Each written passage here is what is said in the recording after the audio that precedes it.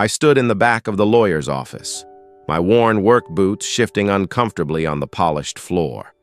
The mahogany desk seemed to stretch endlessly between me and the rest of my family, who sat in leather chairs like they belonged there.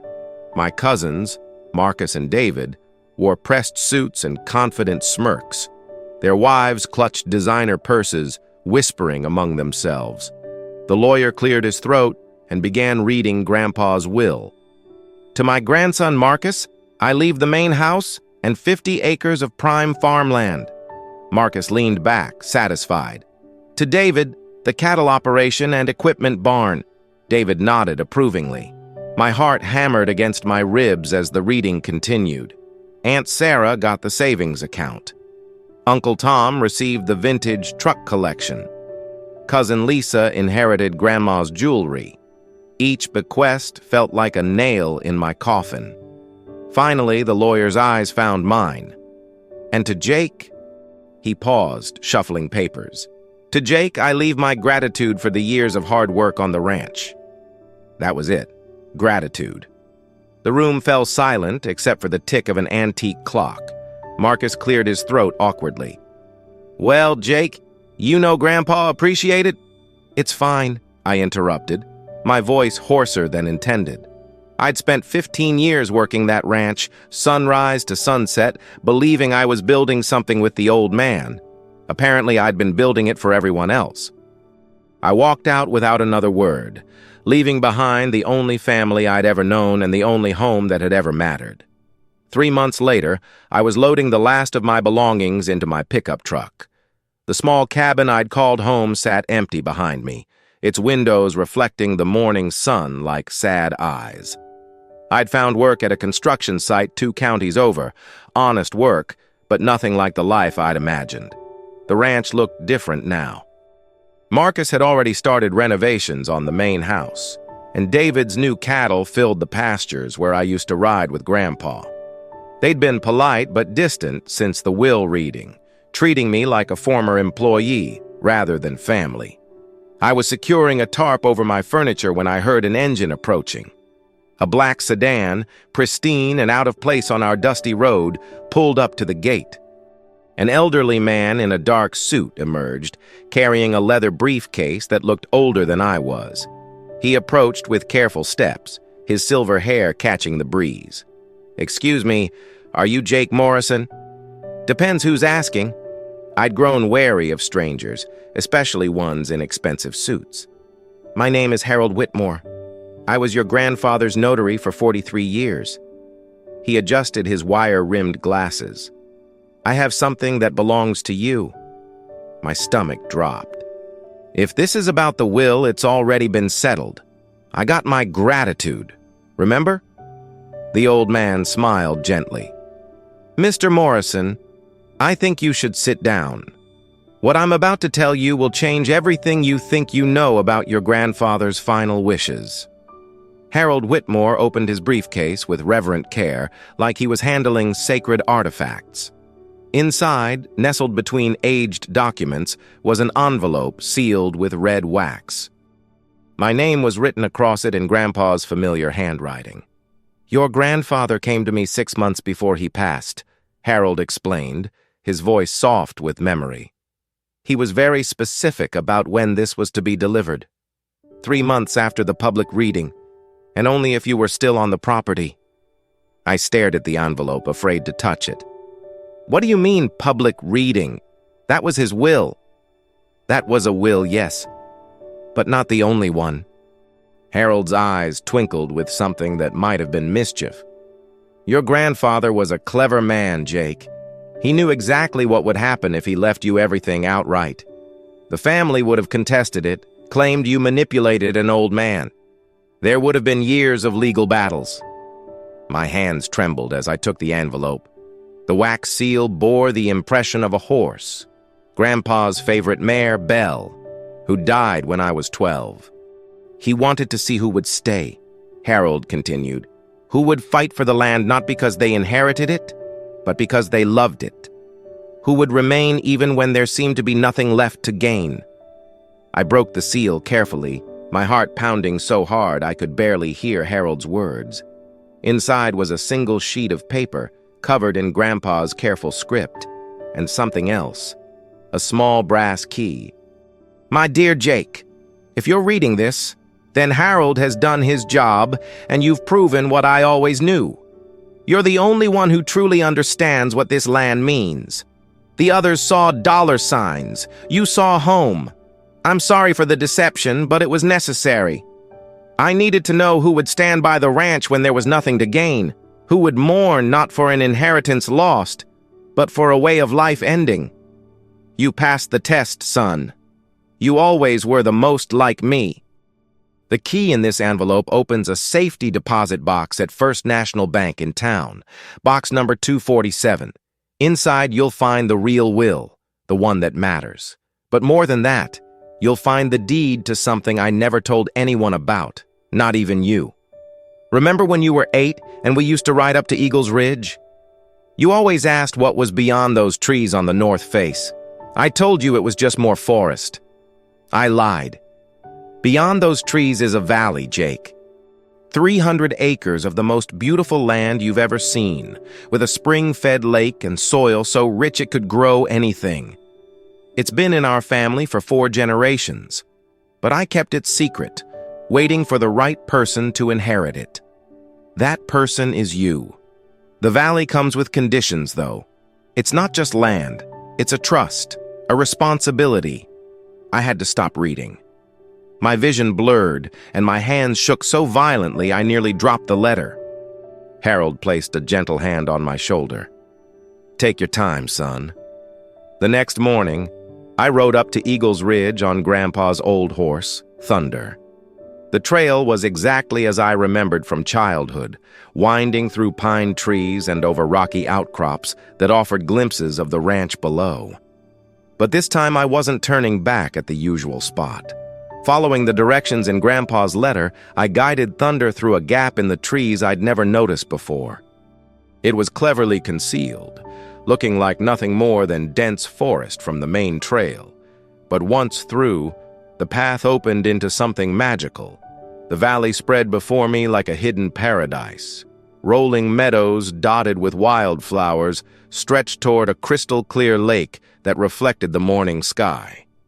Ancient oak trees provided natural windbreaks, and I could see the dark soil Grandpa had described, rich and fertile, just waiting for the right touch. But it wasn't empty. Near the lake stood a small cabin, weathered but solid, with smoke rising from its chimney. As I approached, an elderly Native American man emerged, his long gray hair braided with leather cord. He raised a hand in greeting, unsurprised by my arrival. "You must be Jake," he said, his voice carrying the weight of years. "Your grandfather said you'd come eventually. I'm Thomas Crowfeather. I've been waiting for you." I dismounted slowly, my mind reeling. "You knew about this place? You knew about the letter?" Thomas smiled, his weathered face creasing with warmth.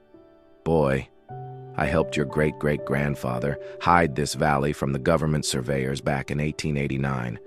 Your family's been protecting our sacred spring for 5 generations. Now it's your turn." Thomas led me to a fire pit beside the cabin, where coffee was already brewing. The aroma mixed with pine and wildflowers, creating something that smelled like peace itself. As we sat on log benches worn smooth by decades of use, he began to tell me the real story of my family's land.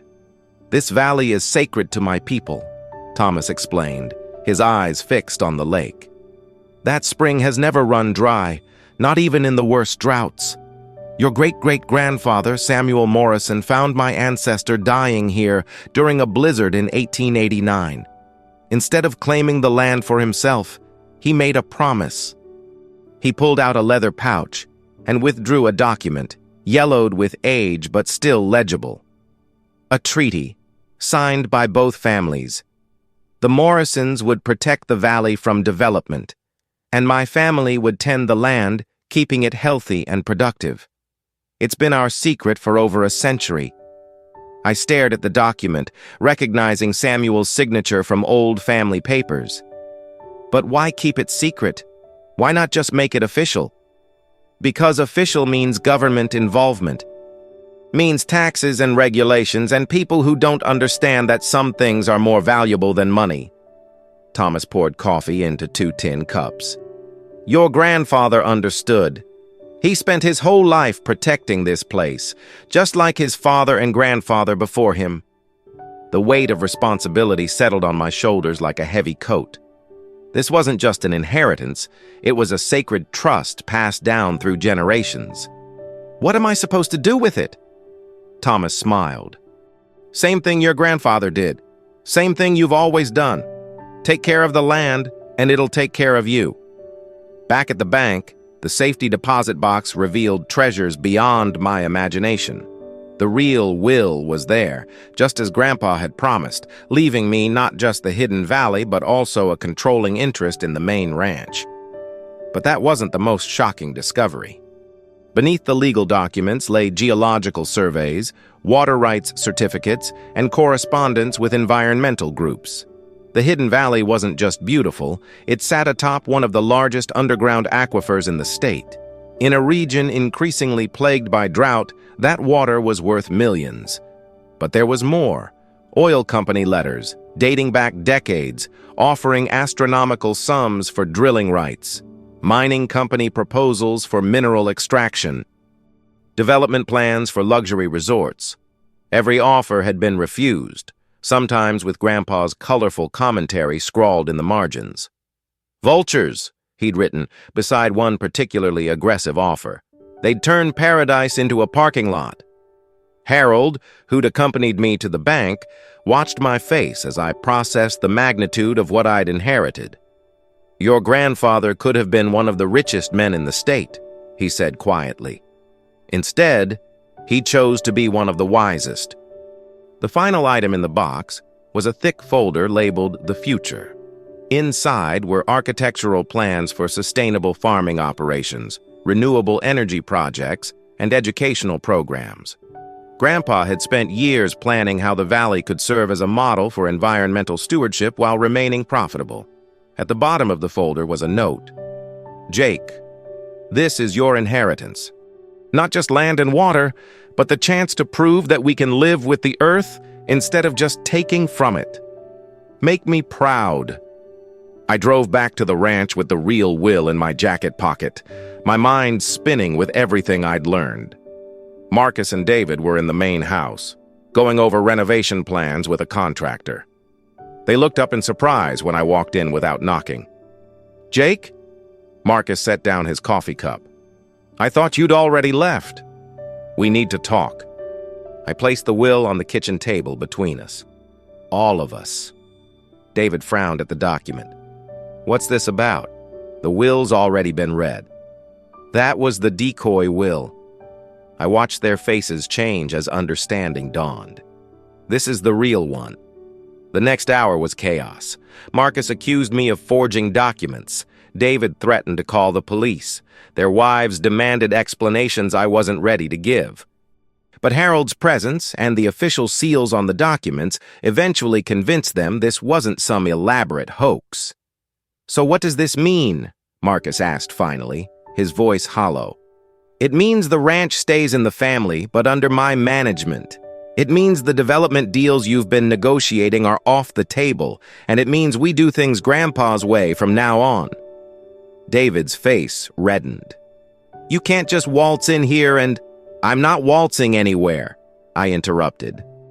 I've been here for 15 years, working this land while you two were building careers in the city. Grandpa knew who would protect this place and who would sell it to the highest bidder. The truth hung in the air like smoke from a dying fire. We all knew David had already been in talks with a development company about subdividing the ranch. Over the following weeks, I had to make the hardest decision of my life. The family was divided, with some members threatening legal action despite the ironclad nature of Grandpa's real will. The easy path would have been to sell everything and split the money, buying peace at the cost of principle. But every morning I rode up to the hidden valley and sat by the sacred spring with Thomas. He never offered advice directly, but his stories about his ancestors and their connection to the land spoke louder than any argument. My great-grandfather used to say that we don't own the land, Thomas told me one morning as we watched the sunrise paint the lake gold. We're just borrowing it from our children. The pressure from my family intensified when news of the water rights leaked.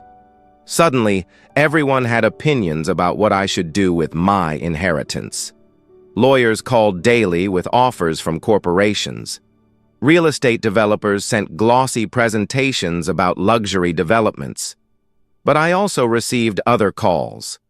Environmental groups interested in conservation partnerships. Agricultural colleges wanting to study sustainable farming methods. Young farmers looking for opportunities to learn and grow. The choice became clear during a family meeting that turned into a shouting match. Marcus slammed his fist on the table and declared, "You're being selfish, Jake. This money could set up all our kids for life." "And what kind of life would that be?" I shot back. "Built on destroying something that's taken generations to protect." That's when I knew. The money would run out eventually, but the land would endure. The question was whether it would endure as a living ecosystem or a dead investment. I chose the land. The decision cost me most of my family relationships, at least temporarily. Marcus and David moved away, taking their shares of the liquid assets Grandpa had left them. But some family members stayed, drawn by the vision of what the ranch could become. My cousin Sarah, a recent agricultural college graduate, became my first partner in the Sustainable Farming Initiative. Her expertise in organic methods complemented my practical experience, and together we began transforming the ranch into a model of environmental stewardship. The Hidden Valley became the heart of our operation. We built greenhouses powered by solar panels, established crop rotation systems that enriched rather than depleted the soil, and created educational programs for local schools. The sacred spring provided irrigation for drought-resistant crops that thrived in our climate. Thomas proved invaluable, his traditional knowledge complementing modern sustainable techniques. He taught us about companion planting, natural pest control, and reading the subtle signs that indicated the land's health. In return, we helped him establish a cultural center where he could share his people's history and traditions. The financial challenges were enormous.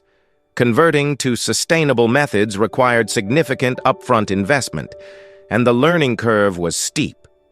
There were months when I wondered if I'd made a terrible mistake, when the bills piled up and the crops struggled. But slowly, things began to turn around. Our organic produce commanded premium prices at farmers' markets. The educational programs attracted visitors from across the state. Environmental groups provided grants for our conservation efforts. Most importantly, the land itself began to heal. 2 years after inheriting the valley, I received an unexpected visitor. Marcus stood at my door one evening, looking older and somehow smaller than I remembered. His expensive suit had been replaced by jeans and a work shirt, and his hands showed calluses I'd never seen before. "Can we talk?" he asked quietly. We sat on the porch where Grandpa used to tell stories, watching the sunset paint the mountains purple and gold. For a long time, neither of us spoke. "I lost my job," Marcus finally said. "Corporate downsizing. Turns out being a middle manager in a dying industry isn't as secure as I thought." I waited, sensing there was more. "My kids barely know me," he continued, his voice thick with regret. "I spent so much time chasing money that I forgot what really mattered. When I heard about what you're doing here, about the programs for kids." He trailed off, staring at his hands. "There's always room for family," I said simply. Marcus looked up, hope flickering in his eyes. "I know I don't deserve it after how I acted, but I want to learn. I want to be part of something that matters." That conversation marked the beginning of a new chapter. Marcus threw himself into the work with the passion of someone making up for lost time. His business background proved valuable in developing marketing strategies and managing finances. More importantly, his children began spending summers at the ranch, learning the same lessons Grandpa had taught me. David remained distant, But even he began to soften when his teenage daughter expressed interest in our environmental programs. Family, I learned, has a way of healing itself when given time and space. 5 years after that fateful day when Harold delivered Grandpa's letter, I stood in the same spot where I'd first read it. But everything had changed. The ranch buzzed with purposeful activity, students learning sustainable farming, researchers studying water conservation, families visiting the cultural center Thomas had built. The Hidden Valley had become a sanctuary in the truest sense. Protected by conservation easements that would preserve it forever, it served as both a working farm and a living classroom. The sacred spring still flowed clear and strong, its water now supporting not just crops, but also hope for a sustainable future. I'd kept my promise to Grandpa, but the land had kept its promise to me as well. The ranch was more profitable than it had ever been, not because we'd exploited its resources, but because we'd learned to work with them. We'd proven that environmental stewardship and economic success weren't mutually exclusive. Thomas, now in his 80s but still spry, had become something of a local legend. His stories and traditional knowledge drew visitors from around the world, and he'd trained a new generation of young people in the old ways of reading the land. The most rewarding part wasn't the success or recognition, though. It was the knowledge that we'd honored the trust placed in us.